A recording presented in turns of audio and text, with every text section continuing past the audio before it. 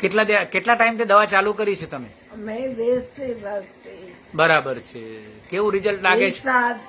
સારું છે. સારું છે. તો અમૃત પુષ્પ જે બનાવે છે એમને આપણે શું કહીશું? Thank you. જય દ્વારકાધીશ કેવું પડે બેન. જય દ્વારકાધીશ. બરાબર છે.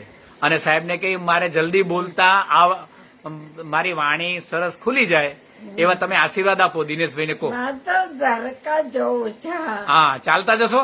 ચાલતી જાય લઈ જાય ચાલતું જવું. આ દવા છે ને દિનેશભાઈ દ્વારકા વાળાએ બનાવી છે, મારી કોઈ દવા નથી, સમજ્યા?